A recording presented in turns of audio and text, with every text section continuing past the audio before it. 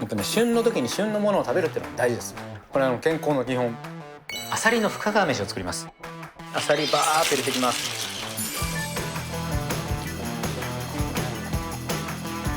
炊き込むためにアサリの旨味を入れたわけですよ。でも身も一緒に炊いちゃうとしなしなになっちゃうんです。アサリの旨味を出してアサリの出汁を吸ったご飯が炊けたところにアサリの殻から身を外して最後に合わせるっていう感じですかね。アサリの香りとね、ネギの香りがとてもいいです。うまい。むき身が柔らかいですね。でネギの香りがね、蒸れてね、いい感じに立ってますね。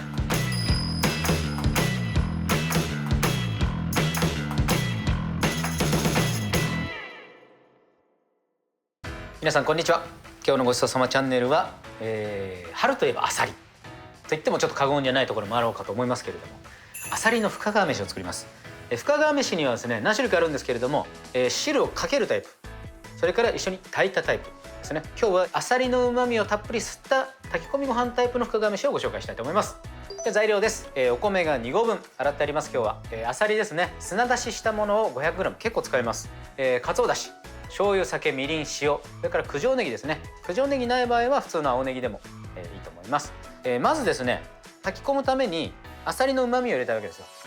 でも身も一緒に炊いちゃうとしなしなになっちゃうんです。アサリの旨味を出してアサリの出汁を吸ったご飯が炊けたところにアサリの殻から身を外して最後に合わせるっていう感じですかね。まずかつおだし、お鍋に入れて沸かします。かつおだし沸いてきたらここにアサリバーっと入れていきます。よく洗ってあります、このアサリで。目的はアサリの旨味を出しつつアサリに火を通し殻から外せる状態にすることですね。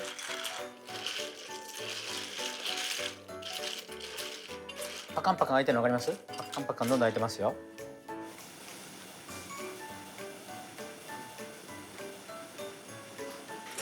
ほぼほぼ開きましたね。で火止めます。あんまり火かけすぎるのも良くない。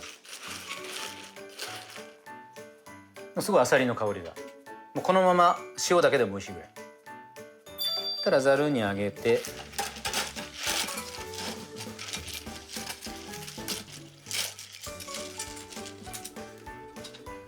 でこの後むき身にして中の水分は使って炊いていくんですけど、この熱々の状態だとご飯に炊きムラできちゃうんですね。なので一回冷まします。中の水分と殻付きの身の部分ですね、ちょっと別々に冷ましていきますね。はい、この状態で冷ましていきます。じゃあアサリの貝の方ですね、冷えたので身を外していきます。こうやってこう、ね、ちょっとねここ手間ですけど、これが身も美味しく食べる重要なポイントになりますね。最後1個も抜いて、だいたいこのぐらいの量になりますね。500g に対して身がこれだけしかないんですよ。だからしっかりと使った方がいい。では炊き込んでいきます。この炊飯釜の中に洗ったお米を入れます。洗ったお米を慣らして、360cc まで計量できるものですね。ここに各種調味料、みりん、酒、お醤油、お塩入れて、先ほどの煮汁ですね、これを足して 350cc まで入れていきます。やっぱり結構取れるね。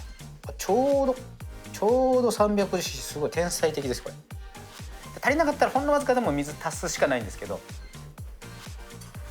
塩をちょっと一回しっかり溶かして、これを炊飯釜の中に入れて炊いていきます。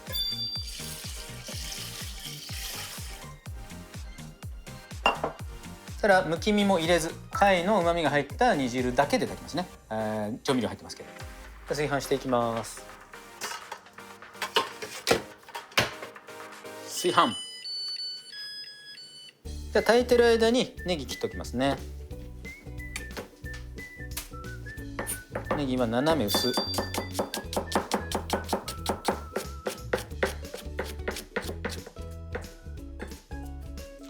ね、炊けたようですね。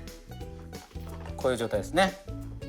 お醤油の色がついた炊き込みご飯、赤いの匂いしますね。あさりの香りがします。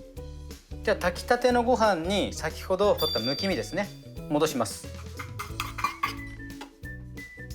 ちょっと再度蒸らしてあげる感じで、さらにさっき切ったネギこのように散らして、でこの状態で3分間蒸していきます。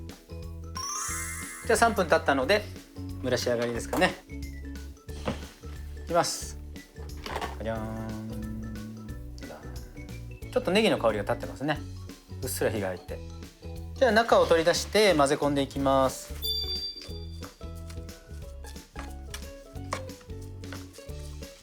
あさり好きは好きなんじゃないかなね。ちょっとおこげチックなものがねできますよね。こうやってね醤油が溜まって、こ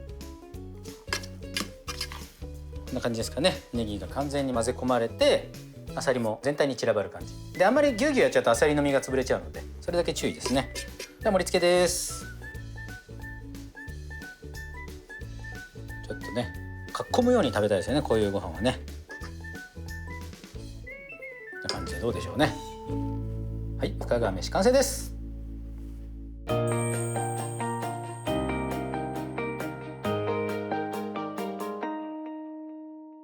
炊きたてをいただきます。